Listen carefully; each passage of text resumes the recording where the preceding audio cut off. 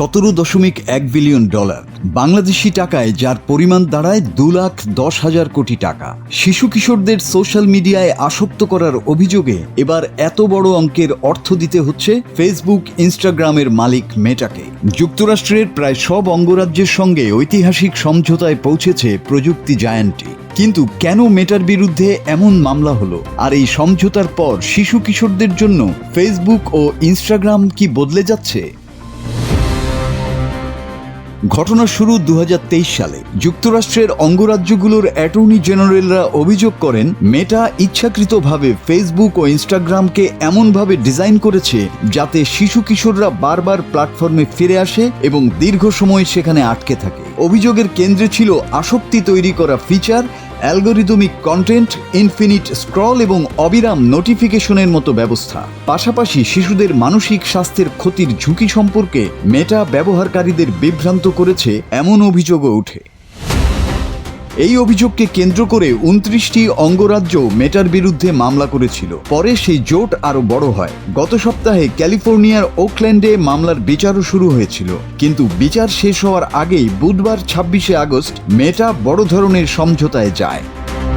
চুক্তি অনুযায়ী মেটাকে আগামী 10 বছরে অন্তত 12.1 বিলিয়ন ডলার দিতে হবে। আর অন্য বড় সোশ্যাল মিডিয়া কোম্পানিগুলো একই ধরনের সমঝোতায় এলে মেটার মোট অর্থ প্রদানের পরিমাণ সর্বোচ্চ 17.1 বিলিয়ন ডলারে পৌঁছতে পারে। তবে এই মামলার সবচেয়ে বড় ফল শুধু টাকা নয়, মেটার প্ল্যাটফর্ম ব্যবহারের নিয়মেই আসছে বড় পরিবর্তন।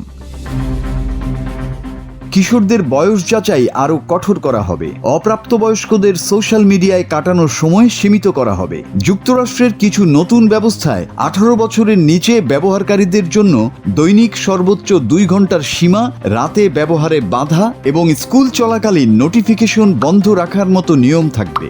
কিশোরদের জন্য ক্ষতিকর বা আসক্তি বাড়াতে পারে এমন কিছু ফিচারও বন্ধ বা সীমিত করা হবে। এর মধ্যে লাইক সংখ্যা লুকিয়ে রাখা, অভিভাবকদের নিয়ন্ত্রণ বাড়ানো এবং কিশোরদের জন্য আরও নিরাপদ কন্টেন্ট ব্যবস্থার মতো পরিবর্তন রয়েছে। আর সবচেয়ে আলোচিত বিষয়, 13 বছরের নিচের শিশুদের শনাক্ত করে ফেসবুক ও ইনস্টাগ্রাম থেকে সরিয়ে দেওয়ার ব্যবস্থা আরও শক্তিশালী করা হবে। অর্থাৎ যে প্ল্যাটফর্মগুলো শিশু কিশোরদের ধরে রাখার জন্য তৈরি করা হয়েছে, সেই প্ল্যাটফর্মগুলোকেই এখন তাদের ব্যবহারের উপর সীমা টানতে হচ্ছে। মেটা অবশ্য সমঝোতায় কোনো অন্যায় স্বীকার করেনি। প্রতিষ্ঠানটির বক্তব্য, অভিভাবকদের ক্ষমতায়ন এবং কিশোরদের সুরক্ষায় তারা নতুন মানদণ্ড তৈরি করতে চায়। তবে এই সমঝোতা শুধু মেটার জন্যই নয়, টিকটক, ইউটিউব সহ পুরো সোশ্যাল মিডিয়া শিল্পের উপরই নতুন চাপ তৈরি করতে পারে।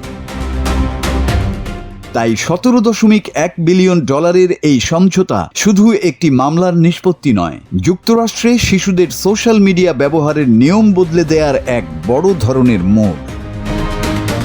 মাসুদ হাসান, বাংলা টিভি।